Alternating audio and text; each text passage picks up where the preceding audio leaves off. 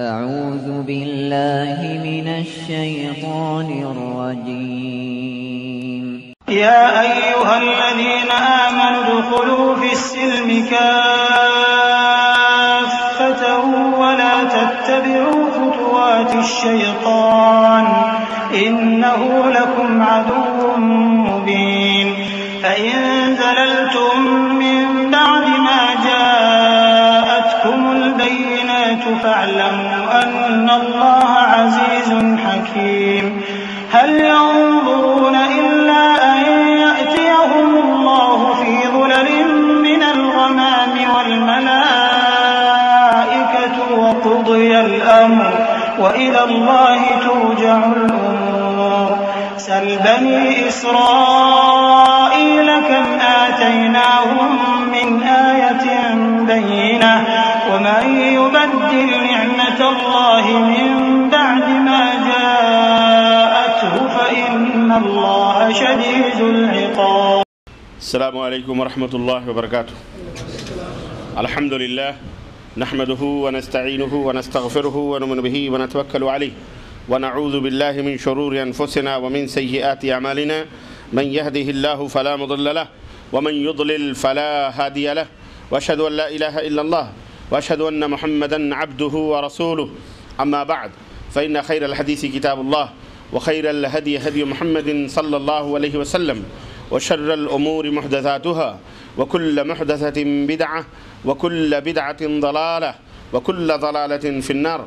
قال الله تبارك وتعالى في كلامه المجيد: أعوذ بالله السميع العليم من الشيطان الرجيم. بسم الله الرحمن الرحيم. يا أيها الذين آمنوا اتقوا الله حق تقاته ولا تموتن إلا وأنتم مسلمون واعتصموا بحبل الله جميعا ولا تفرقوا. وقال تعالى في مقام آخر: قل للمؤمنين يغضوا من أبصارهم ويحفظوا فروجهم ذلك أزكى لهم إن الله خبير بما يصنعون. وقل للمؤمنات يغضضن من أبصارهن ويحفظن فروجهن ولا يبدين زينتهن إلا ما ظهر منها. اللهم صل على محمد وعلى آل محمد كما صليت على إبراهيم وعلى آل إبراهيم إنك حميد مجيد. اللهم بارك على محمد وعلى آل محمد كما باركت على إبراهيم وعلى آل إبراهيم إنك حميد مجيد. تمام قسم کی حمد و ثنا کبریائی اور بڑائی اس اللہ عز و جل کے لیے لائق و زیبا ہے جس نے ہمیں اور آپ کو پیدا فرمایا، اور بیش بہا درود و سلام اس ذات مبارکہ مطہرہ پر جن کا نام نامی اسم گرامی احمد مجتبیٰ محمد مصطفیٰ صلی اللہ علیہ وسلم. معزز محترم علماء کرام، نوجوان دوستوں، بزرگوں اور بھائیوں اور قابل احترام پردہ نشین اسلامی ماؤں اور بہنوں، آج بتاریخ 15 جمادی الثانی 1432 ہجری مطابق 18 مئی سن 2011 عیسوی کے اس اجلاس میں جو المکتب التعاونی للدعوہ والارشاد و توعیۃ الجالیات الخبر جو سعودی عرب کے مشرقی زون میں منطقہ شرقیہ کے نام سے یاد کیا جاتا ہے واقع ہے، اس کے زیر اہتمام جو یہ اجلاس منعقد ہوا ہے، اس میں جس موضوع پر خطاب کرنے کی سعادت حاصل کرنے جا رہا ہوں وہ موضوع ہے آفات نظر، نگاہوں کی آفتیں، نظروں کی ہلاکتیں اور اس کی بلائیں.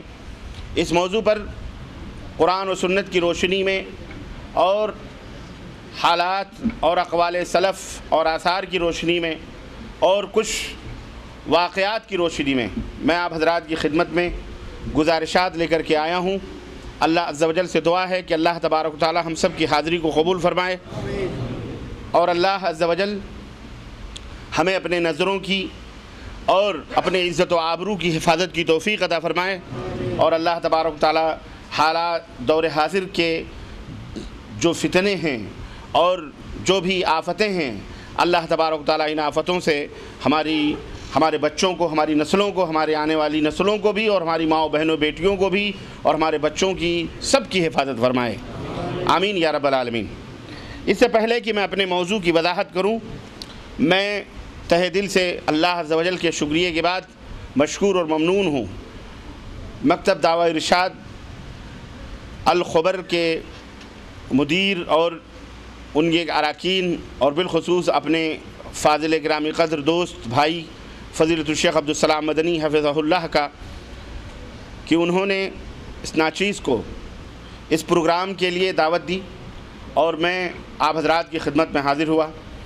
اللہ تبارک و تعالی ہماری حاضری قبول فرمائے۔ اور اسی لیے بڑی سعادت مجھ کم علم کے لیے بھی ہے کہ آج ہمارے درمیان آپ حضرات کے سامنے، اور چونکہ آپ ہی کے عزیز اور محترم معزز مکرم فضیلت الشیخ منیر قمر حفظہ اللہ تشریف رکھتے ہیں، یہ بڑی سعادت اور خوشی کی بات، میں ان کا بھی مشکور ہوں اور ممنون ہوں کہ انہوں نے اپنا قیمتی وقت نکالا اور اس اجلاس میں تشریف لائے۔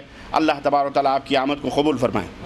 آپ حضرات کا بھی میں تہہ دل سے شکریہ ادا کرتا ہوں، اور اپنی بھائیوں دوستوں کا اور اپنے بہن بیٹیوں کا بھی، کہ انہوں نے بھی اپنے زندگی سے یہ وقت قیمتی نکال کر یہاں تشریف لائے آپ سب، اور قرآن اور سنت کی باتوں کو سننے کے لیے ایک تڑپ اور ایک جذبہ لے کر کے یہاں آئے ہیں۔ اللہ تبارک تعالیٰ اسے قبول فرمائے اور اللہ عز و جل ہم سب کی حاضری کو قبول فرمائے، اور اللہ تعالیٰ ہمارے میزان حسنات میں بنائے اور آخرت کے دن ہمارے لیے ذریعہ نجات بنائے، آمین یا رب العالمین۔ اس سے پہلے کہ میں اور اپنے موضوع کی وضاحت کروں، ایک درخواست میں یہ کروں گا کہ اپنے موبائل سوئچ آف کر لیں اور بالکل بند کر لیں، اور یا سائلنٹ کر لیں، اور تھوڑی دیر کے لیے اپنے ذہن و دماغ کو میرے حوالے کریں تاکہ میں انہیں کچھ دے سکوں، ان پہ کچھ تحریر کر سکوں، اور آپ کو کچھ، آپ جب یہاں سے اٹھیں اور جائیں تو آپ کچھ لے کر کے جائیں، اور معلوم ہو کہ ہم آج کسی درس میں گئے تھے، کسی اجلاس میں گئے تھے، اور آج ہم نے کچھ سنا ہے۔ قیامت کی نشانیوں میں سے ایک نشانی یہ بھی اللہ کے رسول صلی اللہ علیہ وسلم نے بتلائی ہے کہ باتیں بہت زیادہ ہوں گی، عمل کرنے والے کم ہوں گے۔ تو آج ہم باتیں بہت سنتے ہیں، بہت کرتے ہیں، تقریریں، محاضرات، دروس، لیکچرز، کانفرنس بہت زیادہ کرتے ہیں، لیکن عمل کرنے والے جذبے ہمارے اندر پیدا نہیں ہوتے۔ یہ بھی قیامت کی نشانیوں میں سے ایک نشانی ہے۔ اللہ تبارک تعالیٰ ہمیں اس آفت سے محفوظ رکھے، اور اللہ تعالیٰ ہمیں کہنے اور سننے سے زیادہ عمل کرنے کی توفیق عطا فرمائے، آمین یا رب العالمین۔ حضرات، اسلام کے اندر بے شمار خوبیاں، آئیے میں موضوع کے اندر داخل ہوتا ہوں۔ اسلام کے اندر بے شمار خوبیاں ہیں، جن خوبیوں کا اگر ہم احصاء کریں، شمار کریں تو بہت مشکل ہے اور ہم نہیں کر سکتے۔ انہی خوبیوں میں سے بہت ساری اچھی اور بہت ساری پیاری اور بہت ساری عظیم خوبیوں میں سے ایک عظیم خوبی یہ بھی ہے کہ وہ جہاں کسی خاص چیز سے کسی اپنے ماننے والوں کو منع کرتا ہے، اسلام کسی خاص چیز سے اپنے ماننے والوں کو روکتا ہے، یا اس خاص چیز کو حرام کہتا ہے، یا اس خاص چیز کی طرف آنے سے لوگوں کو منع کرتا ہے، وہیں پر اس خاص چیز تک پہنچنے کے لیے جو بھی وسائل اور ذرائع ہوتے ہیں، یعنی اس منع کردہ یا حرام کردہ شے تک پہنچنے کے لیے یا اسے پہنچانے کے لیے جو وسائل اور جو ذرائع ہوتے ہیں، ان سے بھی اسلام لوگوں کو منع کرتا ہے اس کے قریب جانے سے اور اسے اختیار کرنے سے۔ جس طرح اس چیز کو حرام کہتا ہے، اسی طرح اس چیز تک پہنچنے والے جو وسائل ہیں اور جو ذرائع ہیں انہیں بھی وہ حرام قرار دیتا ہے، اور اس کی کئی ایک مثالیں قرآن میں، احادیث کے اندر موجود ہیں اس وقت، اور شریعت مطہرہ کی بہت ساری چیزوں میں موجود ہیں، لیکن میں اس وقت صرف ایک مثال جو ضرورت بھی ہے اور کھانے میں نمک کے برابر ہے، نمک کی طرح ہے، اس ایک مثال کے سہارے سے میں اپنی بات کو آپ کے دماغوں میں بٹھانا چاہوں گا۔ وہ ایک مثال شرک باللہ لے لیں آپ، کہ شرک باللہ، اللہ تبارک و تعالیٰ کے ساتھ شرک کرنا، اللہ تبارک و تعالیٰ نے اسے ظلم عظیم قرار دیا ہے۔ اللہ تبارک و تعالیٰ کی ذات میں، اس کے صفات میں، اس کی ربوبیت میں، اس کی الوہیت میں کسی بھی مخلوق کو، چاہے وہ چھوٹی سے چھوٹی مخلوق ہو یا بڑی سے بڑی مخلوق ہو، ساجھیدار بنانا، پارٹنر بنانا، شریک بنانا، اسلام نے اس کو ظلم عظیم قرار دیا، اور اللہ رب العزت قرآن میں فرمایا ان الشرک لظلم عظیم، شرک بہت بڑا ظلم ہے۔ اس کے کرنے والے پر جہنم کو واجب قرار دیا گیا اور جنت کو حرام قرار دیا گیا۔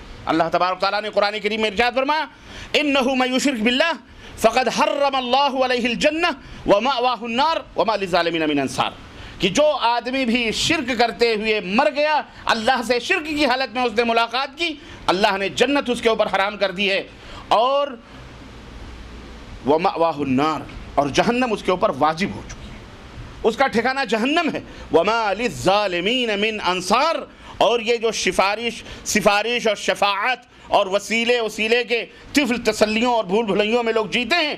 اللہ رب العزت نے فرمایا وَمَا لِلظَّالِمِينَ مِنْ انصار، ان مشرکوں کا، ان ظالموں کا قیامت کے دن کوئی مددگار بھی نہیں ہوگا، سب جگہ سے دھتکار دیے جائیں گے، پھٹکار دیے جائیں گے۔ اللہ تبارک تعالیٰ نے شرک باللہ کو اتنا بڑا ظلم قرار دیا ہے۔ اسی طرح اللہ تبارک تعالیٰ نے فرمایا إِنَّهُ مَن يُشْرِكْ بِاللَّهِ فَقَدْ حَرَّمَ اللَّهُ عَلَيْهِ الْجَنَّةَ وَمَأْوَاهُ النَّارُ وَمَا لِلظَّالِمِينَ مِنْ أَنصَارٍ۔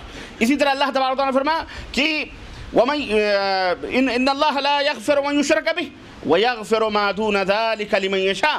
اللہ تبارک تعالیٰ شرک کو کبھی معاف نہیں کرے گا اور اس کے علاوہ جتنے بھی گناہ ہیں اللہ تبارک تعالیٰ انہیں معاف کرے گا۔ ان آیات بینات سے مکمل طریقے سے یہ بات واضح ہو گئی کہ شرک یہ بہت بڑا جرم ہے، بہت بڑا ظلم ہے، بہت بڑا گناہ ہے، اکبر الکبائر۔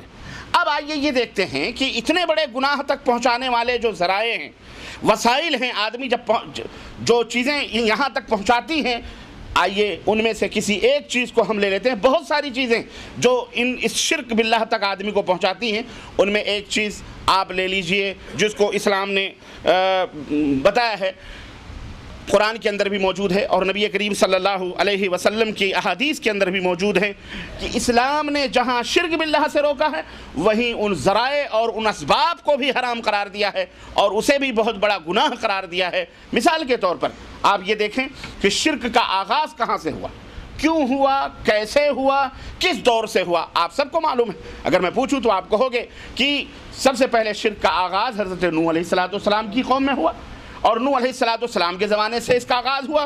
کیسے ہوا آپ کو یہ بھی معلوم ہے کہ وہ رجال صالحین تھے، نیک لوگ تھے، ان کے مابین رہا کرتے تھے اس قوم کے اندر۔ جب وہ مر گئے تو ان کی قبریں بنا دی گئیں، پھر اس کے اوپر پتھر رکھ دیے گئے، پھر شیطان نے 200-300 برس کے بعد دلوں کے اندر ڈالا کہ یہاں تمہارے باپ دادے نذر و نیاز چڑھاتے تھے، انہیں وسیلہ بناتے تھے، ان سے سفارش کرتے تھے، جیسا کہ عبداللہ بن عباس رضی اللہ تعالیٰ عنہ کے حوالے سے صحیح بخاری کے اندر یہ پوری تفصیلات موجود ہیں کہ تو اللہ یعنی یہاں سے شرک کا آغاز ہوا، شیطان نے ان کے دلوں میں ڈالا۔ اب لوگ اس کی قبر پہ بیٹھنے لگے اور وہاں مجاوری کرنے لگے، ان کو فریاد رس سمجھنے لگے، انہیں حاجت روا سمجھنے لگے اور ان کو بہت بڑا مشکل کشا سمجھنے لگے اور وہاں نظر و نیاز اور چڑھاوے بھی شروع ہو گئے۔ چنانچہ آپ دیکھیے، یعنی خلاصہ کلام یہ ہوا کہ قبر پرستی سے شرک کا آغاز ہوا۔ قبر پرستی شرک کی جڑ ہے، قبر پرستی شرک کی بنیاد ہے۔ غلو فی الصالحین، نیکوکار لوگوں میں، صالحین کی شان میں غلو کرنا، یہ شرک کا سبب ہے، ذریعہ ہے۔ یہاں سے آدمی شرک باللہ کرتا ہے۔ سمجھ میں اب بات آئی؟ اب آئیے دیکھتے ہیں کہ اللہ کے رسول صلی اللہ علیہ وسلم نے اس سلسلے میں کیا فرمایا۔ اللہ کے نبی صلی اللہ علیہ وسلم جب مدینے کے اندر گئے اور مسلمان پڑھے اور شروع میں اللہ کے نبی صلی اللہ علیہ وسلم نے فرمایا کنتو نہیتکم عن زیارت القبور فزوروها فإنها تذکرکم الآخرہ۔ اللہ کے نبی صلی اللہ علیہ وسلم نے فرمایا اے میرے صحابہ، میں نے ابتدائی اسلام میں، شروع اسلام میں تم کو قبروں کی زیارت کرنے سے منع کیا تھا۔ اللہ، آپ غور کریں، کیوں؟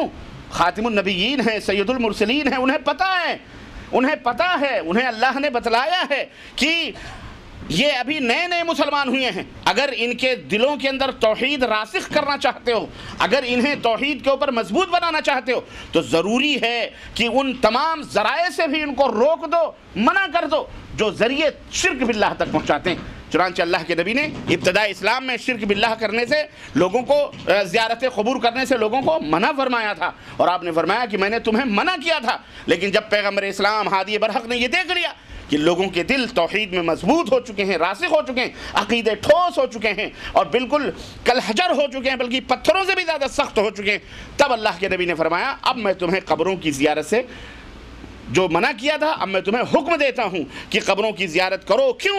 اس لیے نہیں کہ وہاں جا کر کے دعائیں کرو، وہاں جا کے سجدے کرو، وہاں جا کے مٹھائیاں ناریل پھوڑو اور وہاں جا کر کے چادریں چڑھاؤ، وہاں بھنگڑے جاڑو، وہاں قوالیاں گواؤ، وہاں عورتوں کو لے جا کر کے وہاں موج اور مستیاں کرو، ڈیگیں ٹھنکواؤ، کھاؤ پیو مست رہو۔ اس لیے نہیں بلکہ اللہ کے نبی نے فرمایا فَإِنَّهَا تُذَكِّرُكُمُ الْآخِرَةَ، اس لیے کہ وہاں پہنچ کر تمہیں آخرت کی یاد آئے گی۔ ایک روایت میں ہے فَإِنَّهَا تُذَكِّرُكُمُ الْمَوْتَ، اس لیے کہ وہاں پہنچ کر تمہیں موت یاد آئے گی۔ قبرستان جا کر کے دیکھو جہاں سناٹے ہی سناٹے ہیں، گورستان میں دیکھو شہر خاموشاں ہیں، ایک شہر آباد ہے لیکن سب خاموش ہیں، سب خاموش، بالکل سناٹا۔ وہاں جا کر کے آدمی سوچتا ہے، غور کرے کہ ایک دن ہمیں بھی یہاں آنا ہے، ہمارے منہ کے اندر بھی مٹی ڈالی جائے گی، ہم بھی کندھوں کے اوپر لد کر کے یہاں آئیں گے اور ہمیں قبر کے اس گڈھے کے اندر، تاریک گڈھے کے اندر دفن کر دیا جائے گا۔ تب اس کے رونگٹے کھڑے ہوں۔ یہ چیزیں آپ کو ان بنی بنائی قبروں، درگاہوں، مزاروں کے اوپر نہیں نظر آئیں گی۔ وہاں جا کر کے موت یاد آتی ہے۔ بتاؤ، مزاروں پہ جا کر کے، درگاہوں پہ جا کر کے وہاں موت نہیں یاد آتی، وہاں تو پتہ نہیں کیا کیا رنگینیاں یاد آتی ہیں۔ ہاں، وہاں تو پتہ نہیں کیا کیا ہوتا ہے، آپ سب جانتے ہو، مجھے بیان کرنے کی ضرورت نہیں ہے۔ کہنے کا مطلب یہ ہے کہ اللہ کے رسول صلی اللہ علیہ وسلم نے ابتدائی اسلام میں شرک باللہ تک پہنچانے کا جو ذریعہ تھا اس سے روکا تھا، پھر آپ صلی اللہ علیہ وسلم نے اسے حکم دیا، یعنی وہ ذرائع، اور آج تک اللہ کے نبی صلی اللہ علیہ وسلم نے زیارت کرنے کا حکم دیا ہے۔ یہ نہیں کہ وہاں جا کر کے وہ تمام الا بلا کی جائیں، علائیں بلائیں کی جائیں جو آج ہم کرتے ہیں۔ اللہ کے نبی صلی اللہ علیہ وسلم نے فرمایا، اجازت دی زیارت قبور کی، لیکن اس کے لیے کچھ پابندیاں لگا دی گئیں۔ اس کے لیے اللہ کے نبی نے پابندی لگائی، وہاں میلہ ٹھیلا نہ لگاؤ، وہاں جا کر کے صاحب قبر کی مجاوری نہ کرو، وہاں اعتکاف مت بیٹھو، قبروں کو پختہ مت بناؤ، وہاں جا کر کے اس کو رنگ و روغن مت کرو، قبروں کو گچ مت کرو، قبروں کے اوپر روشنی مت کرو، قبروں کے پاس جا کر کے چراغاں مت کرو۔ اللہ کے نبی نے فرمایا کہ اللہ کے رسول صلی اللہ علیہ وسلم نے فرمایا کہ لا تدع قبرا مشرفا الا سویتہ ولا تمثالا الا طمستہ۔ جاؤ، جہاں کہیں بھی اے علی تمہیں اونچی قبر نظر آئے اس کو پست کر دو، اس کو پست کر دو، اور جہاں کہیں تمہیں تصویریں نظر آئیں انہیں مٹا دو۔ تو اللہ کے رسول صلی اللہ علیہ وسلم نے قبروں کی زیارت کرنے کا حکم دیا، لیکن پابندی بھی لگائی کہ جو چیزیں وسائل شرک تک پہنچانے والی ہیں وہ تمام سب چیزیں حرام، وہ بھی حرام قرار دی گئی۔ قبروں کو پختہ بنانا بھی حرام ہے، عمارتیں بنانا بھی حرام ہے، چادر چڑھانا بھی حرام ہے، پھول پتیاں بھی چڑھانا حرام، اس کے اوپر وہاں جا کر کے دعائیں مانگنا، وہاں جا کر کے بیٹا بیٹی مانگنا، حاجت روائی کرنا اور وہاں کروانا، اور وہاں جا کے مشکل کشائی کے لیے ان کو آواز دینا، وہاں مٹھائیاں اور پتہ نہیں جو کچھ بھی ہوتا ہے، یہ تمام سب جوڑ لی۔ یہ ساری چیزیں اسلام کے اندر حرام قرار دی گئی ہیں۔ حرام ہے وہاں چراغ، اگربتی وغیرہ سلگانا، جہاں آج منو کیوڑے اور گلاب سے باقاعدے دھلا کر اور باقاعدے ہمارے یہاں اس کو لوگ تبرک سمجھ کر اور آب زمزم سے زیادہ مبارک سمجھ کر کے اس کو پیتے ہیں۔ اور جب بات کرو، بولو اور ان مسلمانوں کو سمجھاؤ، آپ جیسے لوگ سب اس میں سب شریک ہیں، ان کو بولو تو بڑی تکلیف ہوتی ہے، بڑی تکلیف ہوتی ہے، اور تکلیفوں میں نہ جانے کہاں کہاں وہ لوگ منہ مارتے ہیں، اور کن کن لوگوں کے ساتھ ہاتھ ملا کر آپ کے خلاف سازشیں کر کے کہ جناب علی یہ بزرگوں کو گالیاں دیتے ہیں، یا اولیاء کی شان میں توہین کرتے ہیں، یہ اماموں کو نہیں مانتے، یہ فلاں کو نہیں مانتے، اور سارا الکفر ملت واحدہ، کچھ نہیں تو پھر مائی باپ حکومتوں کو آواز دیتے ہیں، پھر آپ کے خلاف ایک سازش شروع ہو جاتی ہے۔ مسلمان ہیں، کلمہ پڑھتے ہیں، ان کو سمجھاؤ جہنم کی طرف مت جاؤ، وہ جہنم کا راستہ ہے، یہ آپ کے خلاف کھڑا ہو جاتا ہے۔ یہ کیسا مسلمان ہے؟ یہ مسلمانیت ہے۔ اللہ سے ڈرو، اس دنیا کے اندر ہمیشہ نہیں رہنے والے ہو، ایک دن یہ دنیا چھوڑ کر اللہ کے ہاں پہنچنا ہے کہ نہیں پہنچنا ہے۔ کوئی تمہاری قبر میں نہیں جائے گا، ہاں، نہ حکومت جائے گی، نہ پولیس، نہ سلطنت، نہ عدالت، نہ کوئی، یہی سب کچھ۔ یہ پیٹ کے لیے اگر یہ تمام سب چیزیں کرتے ہو تو اس کے لیے توبہ کرو اللہ تعالیٰ سے۔ جھوٹ بولتے ہیں لوگ، کس بیانی سے کام لیتے ہیں، اتہامات، تہمتیں، پتہ نہیں کیا کیا، نعوذ باللہ، استغفر اللہ، لوگ کرتے ہیں۔ اللہ تعالیٰ انہیں ہدایت عطا فرمائے، بولو آمین۔ شیطان نے انہیں گمراہ کیا، اللہ انہیں ہدایت عطا فرمائے۔ افسوس ان عوام پر نہیں ہے، افسوس ان جب و دستار پر ہے، افسوس ان جو ہے کیا کہتے ہیں لمبی چوڑی داڑھیاں اور لمبے چوڑے چگے پہننے والے اور لمبے چوڑے شیاطین پر ہے، جو علماء بد ہیں، برے علماء ہیں، جو اس نبی کی پیاری پیاری امت کو مسجد اور اللہ کی چوکھٹ دکھلانے کے بجائے غیر اللہ کی چوکھٹوں پہ لے جا کر کے ان کو جھکاتے ہیں اور انہیں سجدے کرواتے ہیں۔ افسوس تو ان کے اوپر ہے، افسوس تو ان کے اوپر۔ ہمارا پیر کہا کرتا تھا، ارے یہ وہابی بزرگوں کو نہیں مانتے، ذات کا غیر مسلم بھی جو ہے کیا کہتے ہیں اولیاء اللہ کو مانتا ہے۔ یہ دلیل تھی اس کی اولیاء اللہ کو منوانے کی کہ وہابی نہیں مانتے بزرگوں کو، لیکن دیکھو غیر مسلم بھی جو ہے کیا کہتے ہیں اولیاء اللہ کو مانتے ہیں۔ یہ دلیل ہے اولیاء اور صالحین کے ماننے کی۔ سوچیں یہ اس طرح سے، اب یہ دلیل، وہ تو بیچارہ کنکر پتھر کو بھی مانتا ہے، بھائی پوچھتا ہے وہ تیرے اولیاء کی کیا بات ہے، وہ تو ہر حرکت کرنے والی چیز کو اپنا معبود سمجھتا ہے بیچارہ، اسے جہاں بھی فائدہ ملتا ہے اس کو سمجھتا ہے یہ ہمارا بھگوان ہے، یہ ہمارا اللہ ہے، یہ ہمارا معبود ہے، وہیں وہ سجدے کر لیتا ہے، سورج چاند کو پوجتا ہے، دریا بہاڑ سب کو پوچھتا ہے، اس کے لیے ہم کیا کریں؟ اس کا مطلب یہ تھوڑی ہے کہ ہمارا اسلام بھی وہی کرنا شروع کر دے، استغفر اللہ، نہ، ہرگز نہیں۔ تو اس لیے اے مسلمانوں، ہوش کے ناخن لو اور اللہ سے ڈرو، اللہ کے ہاں جواب دینا پڑے گا۔ تو اللہ کے رسول صلی اللہ علیہ وسلم نے یہ تمام سب چیزیں بتلائیں۔ کیا؟ جتنی بھی اونچی قبریں ہیں کیا کر دو اس کو؟ ہاں، مسمار کر دو۔ ایک دفعہ نہیں، میں 10 دفعہ کہوں گا۔ اس لیے کہتا ہوں میں کہ ہمارے ہندوستان کے اندر ہمارے ہی یاروں نے، بھائیوں نے، کلمہ پڑھنے والوں نے عدالت میں کہا کہ معراج ربانی کہتا ہے قبروں کو بم بلاسٹ کر دو، قبروں کو ڈھا دو۔ معراج ربانی نے کہا قبروں کو ڈھا دو؟ معراج ربانی کے باپ کا دین ہے یہ اسلام معراج ربانی کے دادا کا ہے؟ لیکن نہیں، بدکار اور بدماش مولویوں نے نہیں بتلایا، نہیں سمجھایا، گندے برے مولویوں نے، تو جاہلوں نے سمجھا کہ یہ اللہ کے نبی کا حکم نہیں ہے بلکہ معراج ربانی کا حکم ہے۔ استغفر اللہ، یہ اللہ کے نبی کا حکم ہے۔ کس کا؟ بولو، یہ اللہ کے نبی کا حکم ہے، یہ اللہ کے رسول کا حکم ہے۔ لا تدع قبرا مشرفا الا سویتہ، اونچی قبر، اونچی ہو، اللہ کے نبی نے قبر کی بھی ایک حد متعین کی ہے، ایک بالشت ہو، اگر اس سے اونچی ہو اللہ کے نبی نے فرمایا اس کو پست کر دو، چہ جائے کہ جناب عالی سنگ مرمر اور اینٹ اور گارے اور سیمنٹڈ بنائے جائیں، اس کو پختہ بنایا جائے۔ وہ ہوتا تو آپ تو پتہ نہیں کیا حکم دیتے ہیں۔ تو میں یہ حرکتیں عدالتوں میں، کورٹوں میں، کچہریوں میں جا کر کے یہ تمام سب شکایتیں کرتے ہیں کہ بابا کے مزار کو ڈھانے کی بات کر رہا ہے، بم بلاس کی بات کر رہا ہے معراج ربانی۔ استغفر اللہ، توبہ کرو اللہ تعالیٰ سے۔ یہ اللہ کے نبی کا، اور اللہ کے نبی سے لڑائی لوگے نا، جہنم کے سوا اور دنیا میں جہنم ہے، آخرت تو ابھی پتہ نہیں کب آئے گی، اللہ ہی جانتا ہے۔ اسی دنیا میں اللہ تعالیٰ نے دکھایا ہے اور دکھا رہا ہے اور دیکھ رہے ہیں، سڑ رہے ہیں، جوتے کھا رہے ہیں، سب کچھ ہو رہا ہے، بربادیاں تباہیاں مقدر ہیں، لیکن ہوش کے ناخن نہیں لے رہے۔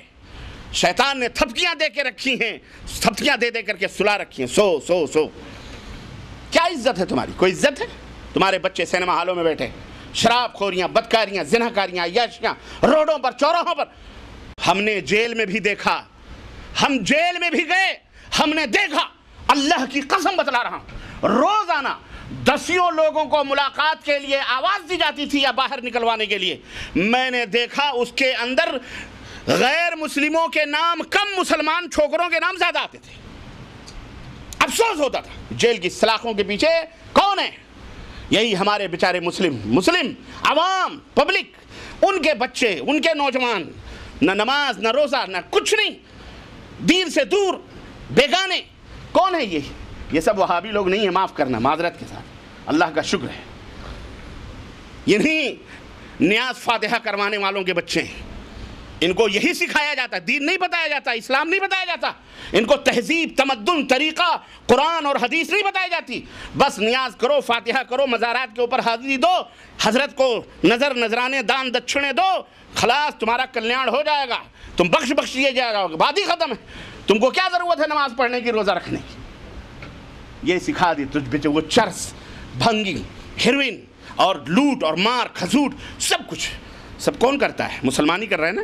بولو، ٹاپ میدانوں میں دیکھو، آج جو ہے چوری میں دیکھو، چکاری میں دیکھو، زناکاری میں دیکھو، سینما میں دیکھو، تھیٹر میں دیکھو، گانے بجانے والوں میں دیکھو، سب سے زیادہ یہ مسلمان نظر آئیں، اور باقاعدے اگربتیاں سلگا کر، نیاز فاتح کر کر کے یہ کام شروع کیے جاتے ہیں۔ نہیں سمجھ آئی؟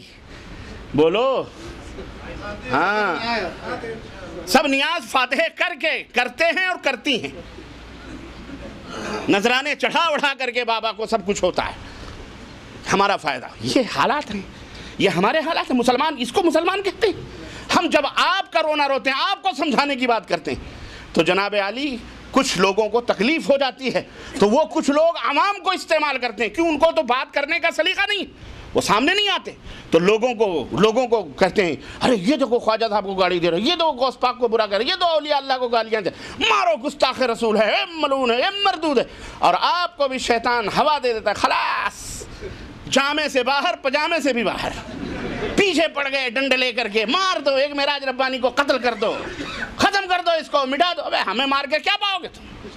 ایک معراج ربانی مرے گا تو کیا یہ حق کی آواز بند ہو جائے گی؟ یہ اسلام ختم ہو جائے گا؟ نہیں، اللہ ہم سے کہیں زیادہ بہتر اپنے دین کی حفاظت کے لیے بہت سارے اللہ والوں کو پیدا کرے گا انشاءاللہ تبارک۔ کس کی بات کرتے ہو تم؟ کس کی بات کرتے ہو؟ اور تم اور ہم جو اپنے آپ کو قرآن و سنت کے دلدادہ کہتے ہیں، ہم بھی کم بزدل نہیں ہیں، ہم بھی منہ میں دہی جما جما کے بیٹھے رہتے ہیں، ہم بھی دہی جما جما کے بیٹھے رہتے ہیں۔ پٹ پٹنے دو، کیا ہے، مارنے دو۔ ہم دولت پرست ہو چکے، ہماری نظروں میں مادہ دولت۔ اہل حدیثوں، میں تمہاری بات کر رہا ہوں، میں غیروں کی بات نہیں کر رہا، میں اہل حدیثوں کی بات کر رہا ہوں، جن کے پاس عقیدہ ٹھوس ہے، مضبوط ہے، سب کچھ ہے، لیکن معاملات تھوڑے دلوں سے بھی بدتر ہیں، کمزوریاں ہیں، بزدلی۔ یہ شاہین صفت لوگوں کو، یہ شاہین صفت لوگ، انہیں کرکس بنانے کی کوشش اور سازش کی جا رہی ہے۔ جو شاہین صفت تھے، نہیں تیرا نشیمن، جس کے بارے میں علامہ اقبال نے کہا تھا، نہیں تیرا نشیمن قصر سلطانی کے گنبد پر، تو شاہی ہے بسیرا کر پہاڑوں کی چٹانوں پر۔ لیکن وہ فریب خوردہ شاہی جو پلا ہو کرگسوں میں، وہ فریب خوردہ شاہی جو پلا ہو کرگسوں میں، اسے کیا خبر کی کیا ہے رہو رسم شاہ بازی۔ گدھوں میں پلا ہوا شاہین نہیں ہوتا، وہ مردہ خور ہوتا ہے۔ آج ہم اہل حدیث بھی اسی طرح ہو چکے ہیں، معذرت کے ساتھ۔ یہ کہنے کی بات ہے، اس لیے کہنا ہے، جاگو، بیدار ہو، ہمت پیدا کرو، جرات پیدا کرو، آواز بنو، دست و بازو بنو، آگے بڑھو، تب جا کر کے توحید کی فتح ہوگی۔ ورنہ شرک تمہارے دروازوں پہ بھی ناچے گا، تمہارے سروں پہ بھی ڈنڈے لے کے آئے گا۔ یاد رکھو، یا نہ سوچو۔ جانتے ہو، کسی شاعر نے کہا تھا، ارے وہ جفاؤں پہ چپ رہنے والوں، خاموشی جفاؤں کی تائید بھی ہے، خاموشی جفاؤں کی تائید بھی ہے۔ یہ صرف میرا مسئلہ نہیں ہے، یہ آج ایک کو دبا دیا تم نے، دباؤ گے، کل دوسرے بیچارے مارے ڈر کے توحید کا نام لینا بھول جائیں گے، جیسے ہمارے بہت سارے مولوی نام لینا بھول گئے۔ علامہ احسان الہی ظہیر رحمۃ اللہ علیہ، ان کی تقریر میں سن رہا تھا، انہوں نے ایک دفعہ کہا کہ آج ہمارے مولوی بھی بڑے ہی ادب پسند ہو چکے ہیں۔ ہم نے کہا اللہ کے رسول صلی اللہ علیہ وسلم وفات پا گئے، اللہ کے نبی مر گئے، ہمارا اہل حدیث مولوی تقریر کرتا ہے تو وہ بھی کہتا پردہ فرما گئے، وصال ہو گیا ہے، وصال ہو گیا۔ اس کو بتاؤ وصال کا معنی کیا ہے؟ کھلا نہیں کہتا کہ اللہ کے رسول صلی اللہ علیہ وسلم انتقال کریں، ڈرتا ہے اللہ ان کی قبر کو روشن فرمائے اور کروڑہ کروڑ رحمتیں نازل فرمائے۔ احسان الہی ظہیر رحمۃ اللہ علیہ، جس نے اپنے خون سے اہل حدیث کے اس چمن کو سبزہ زار بنایا ہے، جس نے ہمت دی ہے، جس نے ٹمٹماتے ہوئے دیوں کو سورج اور چاند بنا دیا ہے، اس نے خون دیا۔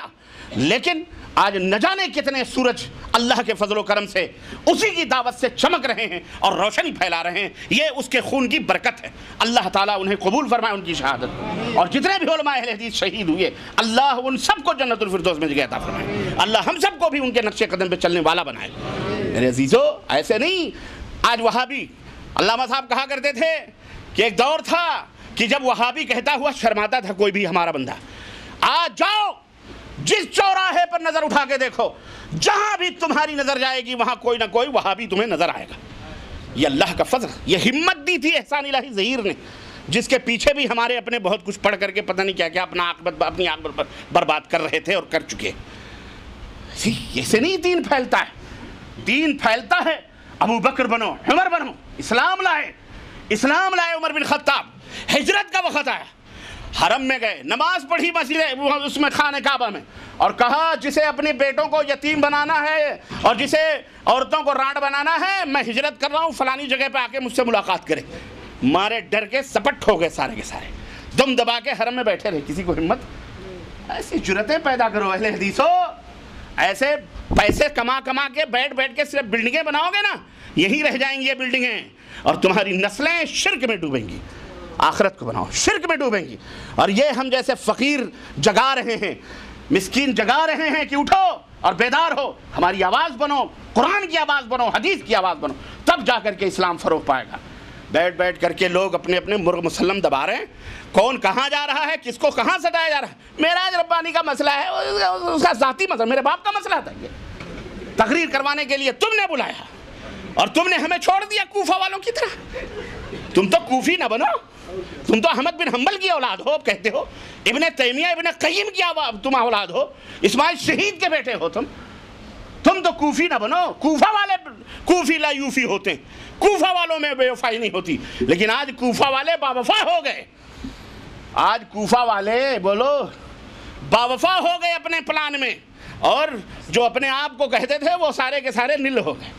آج ایک کی بات نہیں ہے، ایسے دھیرے دھیرے دھیرے دھیرے، ایک بابری مسجد کا مسئلہ نہیں ہے ہندوستان میں جو لڑائی چالو ہے۔ ایک بابری مسجد ہوتی تو کوئی بات نہیں، ارے وہ ایک بابری مسجد تمہاری ہزاروں مسجدوں کو مسمار کرنے کا سبب بن سکتی۔ جنگ اس لیے نہیں ہوتی کہ کسی قاصد کو قتل کر دیا کسی نے۔ اسلام نے کہا کسی قاصد کو اگر کوئی قتل کرے تو اس کے خلاف جنگ ہوگی، اس قاصد کی کیا جان ہے، اس کی کیا حیثیت ہے، لیکن نہیں، جنگ ہوگی اس کے خلاف۔ کیوں؟ ایک قاصد کا مطلب نہیں ہے، یہاں تو آبرو پورے دین کی بات ہے۔ ہم کب باغیرت بنیں گے؟ باغیرت بنو اپنے دین کے لیے بھی، اپنے لیے جس طرح باغیرت ہو، اس سے اپنے اسلام کے لیے، اہل حدیثیت کے لیے باغیرت بنو۔ کیوں؟ اس لیے کہ اس روئے زمین پر جس طرح اسلام سب مذہبوں میں، سب ادیان میں سب سے بہتر اور صاف ستھرا ہے، مجھے معاف کیا جائے اور معاف نہ بھی کرو تو مجھے کوئی فرق نہیں پڑتا۔ علل اعلان کہوں گا کہ صرف اہل حدیث مسلک ایک ایسا مسلک ہے جس مسلک کی طرح اس روئے زمین پر جس طرح اسلام واضح ہے، اس کی طرح کوئی اور مسلک موجود بولو نہیں۔ اہل حدیثی ہی اسلام کا دوسرا نام ہے۔ سمجھ میں بات آئی کہ نہیں آئی؟ اہل حدیث بنو، جنت میں جاؤ، سیدھی سی بات ہے۔ اہل حدیث بنو، ورنہ جنت میں جانے کا کوئی تیسرا راستہ یا دوسرا راستہ موجود جاؤ۔ کہہ دو معراج ربانی کہتا ہے اہل حدیث بنو، کہتے ہیں، کہتے رہیں گے۔ کیوں؟ ہم نے دیکھا ہے، اور اب کہوں گا میں، کہیں نجات کا راستہ تیسرا نہیں ہے تو لاؤ کسی مائی کے لال کے اندر دم ہے، کسی نے اگر دودھ پلایا اپنی ماں کو تو لاؤ کوئی صحیح مسلک بتاؤ، یہی ایک مسلک ہے۔ اس کے علاوہ کوئی دوسرا راستہ بولو اہل الحدیث، یہی امام ابو حنیفہ کا راستہ، یہی امام احمد بن حنبل، امام مالک، امام شافعی، امام بخاری، امام ابو داؤد، ترمذی، یہی راستہ ہے۔ اس کے علاوہ مسلمانوں اہل حدیث بنو، اس کے علاوہ کوئی تیسرا راستہ موجود بولو۔ اللہ کے نبی صلی اللہ علیہ وسلم نے ہر ان راستوں پر قدغنیں لگائی ہیں جو انسان کے ایمان اور عقیدے کو اور اس کے اعمال کو برباد کرنے والے۔ یہ اسلام کی خوبی ہے، اسلام کی اچھائی ہے۔ اسلام نے پابندیاں لگائیں، چراغاں مت کرو، مجاوری مت کرو، یہ مت کرو، وہ مت کرو، سب پورا۔ کیوں؟ یہ وسائل ہیں۔ قبر پرستی یہ شرک کی جڑ ہے، شرک کا آغاز قبر پرستی سے۔ اللہ نے اس کو بھی حرام قرار دیا، اللہ کے نبی نے چراغ بتی اور اس شرک تک پہنچانے والے جو ذرائع تھے اس کو بھی قرار دیا۔ کیوں؟ یہ وسائل انسان کے ایمان اور عقیدے کو فاسد اور برباد کر سکتے ہیں۔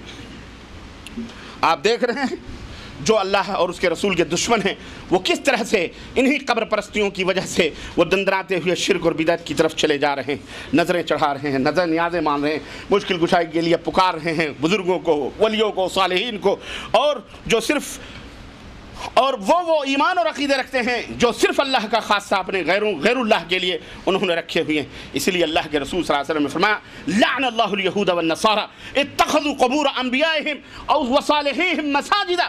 اللہ کی لعنت ہو یہود و نصارہ پر جنہوں نے نوح علیہ السلام سے چل کر تاریخ کے کڑیوں کو جوڑتے ہوئے خاتم النبیین حضرت محمد رسول اللہ صلی اللہ علیہ وسلم نے یہود و نصارہ تک پہنچایا کہ دیکھو یہ کڑیاں یہاں تک پہنچتی ہیں اور اس کے بعد میرا نمبر ہے۔ کہ لعنت ہو یہود و نصارہ پر جنہوں نے اپنے بزرگوں کی قبروں کو، نبیوں کی قبروں کو سجدہ گاہ بنا دیا، یا نیکوکاروں کی قبروں کو سجدہ گاہ بنا لیا۔ یہ ایک مثال تھی جو میں نے آپ کو سمجھانے کے لیے دی تھی۔ کس تعلق سے؟ نظر بازی کے تعلق سے۔ آئیے اصل موضوع کی طرف۔ اسلام نے غض بصر کا حکم دیا ہے، نگاہوں کو پست رکھو۔ آفات نظر کیا ہے؟ نظر کی مصیبتیں، نظر کی آفتیں، نظر کی بلائیں نگاہیں کیا کیا کر سکتی ہیں؟ اسلام نے حکم دیا غض بصر کا، نگاہیں پس رکھو، اے مومن مردو تم بھی اپنی نگاہوں کو نیچے رکھو، اے مومنہ عورتوں تم بھی اپنی نگاہوں کو بولو نیچے رکھو۔ قل للمؤمنین یغضوا من ابصارہم، اے نبی کہہ دو مومنوں سے کہ اپنی نگاہوں کو پست رکھو، اور اسی طرح کہہ دو عورتوں سے، مومنہ عورتوں سے کہ وہ اپنی نگاہوں کو پست رکھیں۔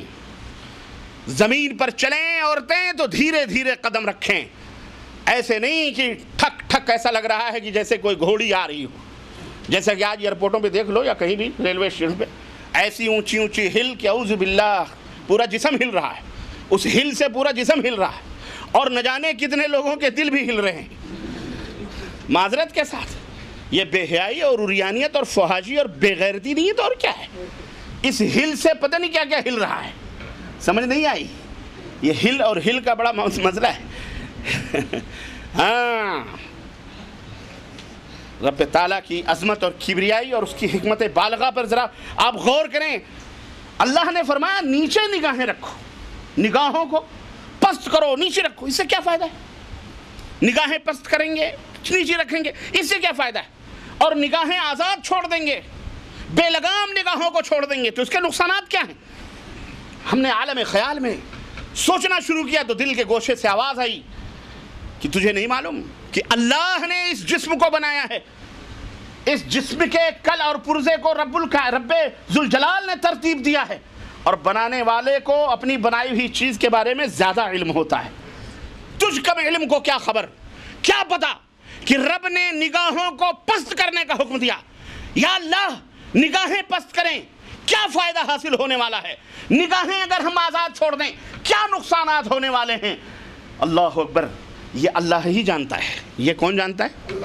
آج لوگ بہت ساری لوگوں سے بات کرو کہ نگاہیں پست کرو، کہتے ہیں میاں نگاہیں کیا پست کریں؟ پردہ نگاہوں کا پردہ، چہرے کا اور پردہ، بولو بھائی، چہرے کا پردہ نہیں بلکہ پردہ کس کا ہے؟ نگاہوں کا ہے، پردہ نگاہ میں ہونا چاہیے، بات ختم ہے۔ یہ اللہ تبارک و تعالیٰ سے بھی زیادہ حکیم و علیم و خبیر بیچارہ بن رہا ہے۔ یہ سوچیں آپ، بنی ہوئی چیز اب رب بنانے والے سے منہ چڑھا رہی، جن پتھروں کو ہم نے عطا کی تھی دھڑکنیں، جب بولنے لگے تو ہم ہی پہ برس پڑے۔ یہ اللہ سے الٹا اعتراض کر رہا ہے، نگاہوں کا پردہ ہوتا ہے، چہرے وہرے کا کیا پردہ ہے؟ آدمی کو نگاہوں میں پردہ رکھنا چاہیے۔ واہ بیٹا، اور واہ یہ محترمہ یہ بھی کہتی ہیں، یہ باقاعدہ اخباروں میں آتے ہیں سب۔ اللہ اکبر، وہ حکیم و خبیر ہے جو انسان کے کل پرزوں کو پیدا کرنے والا ہے، وہ زیادہ بہتر جانتا ہے، وہ خالق کائنات کہ کہاں کیا ہے کہاں کیا ہے۔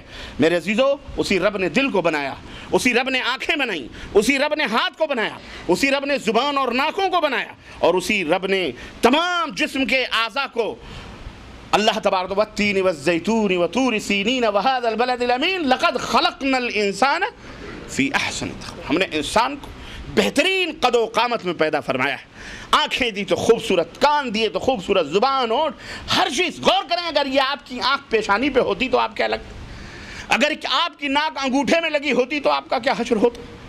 سوچئے ذرا، غور کیجیے۔ لیکن اللہ تبارک تعالیٰ نے یہ بہترین قد و قامت، اور پھر اسی طرح سے ہر اعضاء کے وظائف اور ان کے اعمال بھی اور ان کی خاصیتیں بھی اللہ تبارک تعالیٰ نے بنا دی ہیں۔ ہاتھ کا یہ کام ہے، کان کا یہ کام ہے، ناک کا یہ کام ہے، پیر کا یہ کام ہے، جسم کا، دل کا یہ کام ہے، دماغ کا یہ کام ہے، زبان کا یہ کام ہے، ہونٹوں کا یہ کام ہے۔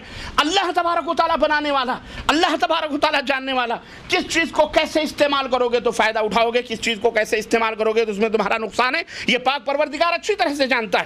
اس اللہ کو معلوم ہے کہ یہ آنکھیں جنہیں ہم نے پست کرنے کا حکم دیا ہے، جنہیں ہم نے اپنے نبی کے ذریعے سے مومنوں سے یہ کہلوایا ہے کہ اے نبی کہہ دو کہ اپنی نگاہوں کو نیچی رکھو، پست رکھو، اپنی نگاہوں کو آزاد نہ چھوڑو، اس رب کریم کو، اس حکیم علیم الخبیر کو یہ زیادہ پتہ ہے کہ اگر ان نگاہوں کو آزاد چھوڑ دیا تو کیا کیا ستم یہ نگاہیں ڈھا سکتی ہیں، اور کیا قیامت یہ نگاہیں برپا کر سکتی ہیں، اور اگر اس کی حفاظت نہ کی گئی، اس کو کنٹرول نہ کیا گیا، اس کے حدود اربع مقرر نہ کیے گئے، اس کے اپنے دائرے نہ بنائے گئے تو اس کا نتیجہ کیا ہو سکتا؟ یہ آنکھ صرف دیکھتی ہے مگر اس کا نتیجہ، اس کا انجام کبھی کبھی نہایت ہی خطرناک اور بھیانک شکل میں ظاہر ہوتا ہے۔ اور عام طور پر مرد و زن، عورتیں اور لیڈیز اینڈ جینٹس، اور اسی طرح سے مرد عورت اور حضرات و خواتین وغیرہ، ان کے لیے ایک دوسرے سے جب نگاہیں چار ہوتی ہیں، اللہ اکبر، پھر آگ اور پٹرول کا معاملہ آتا ہے۔ یہ مذاق کی بات نہیں کر رہا ہوں میں۔ اور آج کل تو باقاعدہ ایسے بھی فیشن چلے، نقاب بھی چلے ہیں۔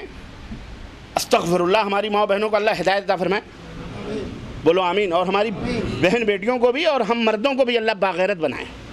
بڑے بے غیرت ہم بھی ہیں نا، ہمارے بس میں ہے نا بیچاری، وہ ہم جیسا کریں گے ویسا وہ کریں گے۔ پورا ڈھکا ہوا ہے، آنکھیں صرف کھلی ہوئی۔ کیا؟ ہاں، اتنی آنکھیں، اللہ، جس کے بارے میں غالب نے کہا تھا۔ غالب نے کیا کہا تھا؟ اب مجھے